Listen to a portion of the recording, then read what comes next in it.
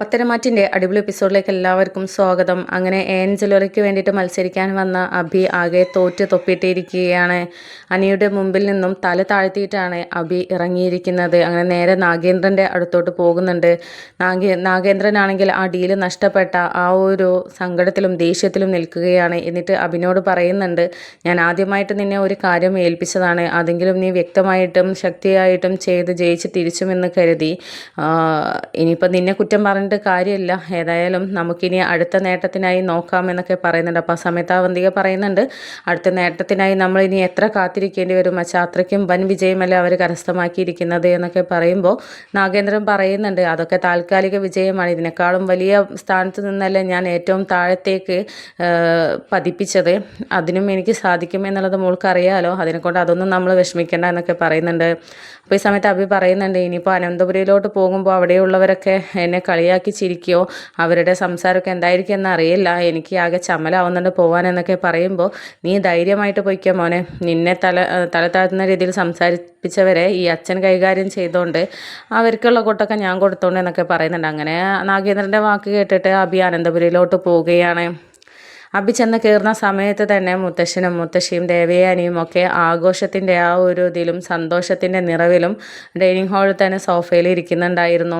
അങ്ങനെ അഭി അവരെ കണ്ട ഉടനെ തന്നെ തല താഴ്ത്തിയിട്ട് അങ്ങ് കയറി പോകാൻ നിൽക്കുന്ന സമയത്ത് മുത്തശ്ശൻ അവിടെ നിൽക്ക് എന്ന് പറയുകയാണ്. എന്നിട്ട് നിൻ്റെ വീറും വാശിയും ഒക്കെ ഇപ്പോൾ എവിടെ പോയി, ഇവിടെ നിന്ന് ഇറങ്ങുന്ന സമയത്ത് ഇതൊന്നും അല്ലായിരുന്നല്ലോ സംസാരം, ഇപ്പോൾ എൻ്റെ തല താഴ്ത്തി പോകുന്ന തോറ്റ് തൊപ്പിട്ടല്ലേ, ഇതാണ് പറഞ്ഞ ദൈവങ്ങൾ എപ്പോഴും ചതിയന്മാരുടെ കൂടെയല്ല നല്ലവരുടെ കൂടെയാണ് ആവശ്യഘട്ടത്തിൽ ഉണ്ടാവുക എന്നുള്ളത്.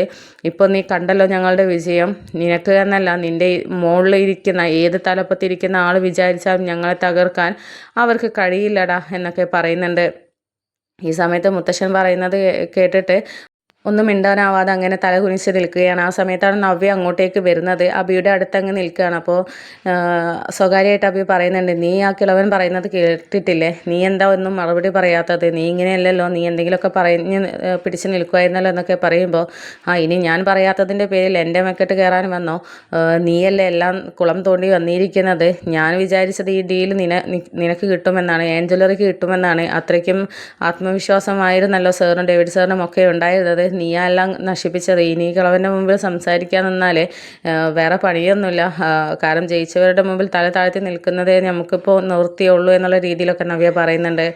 അപ്പോൾ ഈ സമയത്ത് അഭിയും ഇനിയിപ്പോൾ ഇവിടെ നിന്നാൽ ശരിയാവില്ല എന്നൊക്കെ ചിന്തിച്ചിട്ട് മുകളിലോട്ട് കയറി പോകാൻ നിൽക്കണം. അപ്പോൾ ആ സമയത്താണ് മുത്തശ്ശനെ ഇങ്ങനെ കളിയാക്കി ചിരിക്കുന്നത്.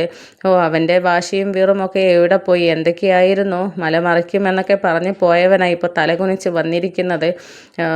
ഏതായാലും ഇനി ഞങ്ങളുടെ ഉയർച്ചയുടെ കാലഘട്ടം, ഇനിയൊരു പതനം ഞങ്ങൾക്കുണ്ടാവില്ല, അത് കണ്ടോ, രണ്ടുപേരോടും കൂടിയാണ് പറയുന്നത്, ഏഞ്ചലറിയുടെ ഒപ്പം നിന്ന് കഴിയുന്നവന് ഇതല്ല ഇതിൻ്റെ വലിയ തിരിച്ചടിയാണ് വരാനിരിക്കുന്നത് എന്നൊക്കെ പറഞ്ഞിട്ട് മുത്തശ്ശൻ ഇങ്ങനെ കളിയാക്കിക്കൊണ്ടിരിക്കുകയാണ്. ഈ സമയത്ത് അഭി ഒന്നും മിണ്ടാനാവാതെ മുകളിലോട്ട് കയറി പോവുകയാണ്. അപ്പം അഭി കയറിപ്പോയ ശേഷം നവിയുടെ മനസ്സിലാണെങ്കിലും ആ ഒരു സന്തോഷത്തിൻ്റെ ഇതിലിങ്ങനെ ചിന്തിച്ച് നിൽക്കുകയാണ്.